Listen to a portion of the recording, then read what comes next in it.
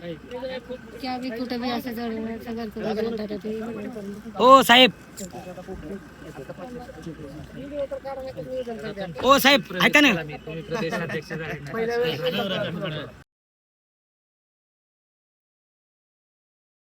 सुमित इकडे, सुमित सुटली गाणं पुढे. हो सर, सरका ना तुम्ही सोबत असतात नाही तर काही प्रॉब्लेम नाही सर. हॅलो हो sir, hello sir, Chandrakant sir, आम्ही भेटायला आलो सर तुम्हाला. घ्या ना सर निवेदन वगैरे, बघा ना काय म्हणणे. ए इकडे सुमित. साहेब, खाजगी सावकाराचा इथं अजून हे चालू आहे सर. या महिलेचं घर आणलेलं आहे, अजून घर भेटत नाही. मग सर काय काम चालू आहे सर? सर आम्ही नागपूर अधिवेशनामध्ये आलतो सर, नागपूर अधिवेशनामध्ये आलतो सर, अजून हे येत नाहीये आणि पोलीस सुद्धा कारवाई करत नाही सर. व्हिडिओ काढ सगळं.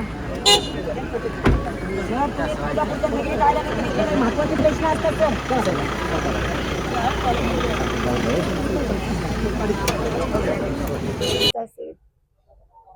आज तुळजापूर या ठिकाणी चंद्रकांत पाटील हे आले होते आणि हिवाळी अधिवेशन या ठिकाणच्या तुळजापूर शहरातील नीता पांडुरंग पवार यांनी तुळजापूर शहरामध्ये चालत असलेल्या सावकारीबाबत आणि तुळजापूर शहरातील सावकारांनी त्यांचं घर लुटल्याबाबत ज्या तक्रारी दिल्या होत्या त्या तक्रारीच्या अनुषंगामध्ये तुम्ही व्हिडिओमध्ये बघतात. चंद्रकांत पाटलाला निवेदन दिले किंवा या ठिकाणच्या विधिमंडळ असेल किंवा महाराष्ट्राचे मुख्यमंत्री असतील, सहनिबंधक धाराशिव असतील, तुळजापूर पोलीस अधीक्षक सर्वांना कागदोपत्री पत्र व्यवहार केल्यानंतर सुद्धा तुळजापूर प्रशासनातील किंवा जिल्हा लेवलच्या प्रशासकीय अधिकाऱ्यांनी अद्यापपर्यंत कारवाई केली नाही. म्हणून या ठिकाणी पुन्हा आपल्या जागेच्या बाबतीत काय झालं म्हणून विचारणा करण्यासाठी आले होते. तर त्यांना कशा प्रकारे त्रास होत आहे, काय होत आहे, आपण प्रत्यक्षात जाणून घेऊया नीता पवार यांच्याकडून. काय म्हणणे तुमचं? काय नाही, पोलीस स्टेशनने कारवाई केली नाही, निर्बंधकवाल्यांनी केली नाही, परत SP कलेक्टरने यांनी कोणी 100 अर्ज दिले असेल, 100 ते 1000 अर्ज दिले असेल, एक सुद्धा अर्जाचं त्यांनी काही मला हे पण रिप्लाय पण दिला नाही, काही सांगितलं पण नाही, त्यांच्यावर काही गुन्हा दाखल पण केला नाही. फक्त माझं एवढंच म्हणणं आहे, माझी जागा मला द्यावं, माझं घरदार द्यावं, माझे लेकरं बाळे वनवन भटकलेले आहेत, माझी जागा द्यावं, गोर गरिबाची जागा त्यांनी लुबाडलेली आहे, ते देऊन टाकावं माझी. तुळजापुरातील कोणत्या सावकाराच्या विरोधात तुमचं काय म्हणणं आहे? हेच रुपाली सुनील डोंगरे.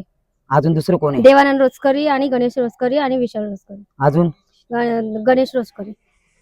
या सर्वांनी येतात बंदूक दाखवतात, माझ्या मुलाला धमकी देतात. आम्ही 3 मुलं आणि मीच आहे, बाकी मला कोणी नाहीये. येतात जातात आणि धमक्या देऊन जातात त्यांनी. तुमचे अनेक अर्ज मी वाचलेत आणि त्या अर्जामध्ये तुम्ही नमूद केले की तुमच्या मुलाला त्यांनी काहीतरी बंदुकी लावून वगैरे लावलं होतं. सोलापूरमध्ये 50 पोरं पाठवले होते त्यांनी. अजून 50 पोरं पाठवले होते, माझे नातेवाईक होते म्हणून त्यांनी वाचले माझा मुलगा. मीच म्हणलं यांच्या नादी काय लागायचंय. कोणी लावले होत्या बंदूक वगैरे? ते गणेश रोजकरी.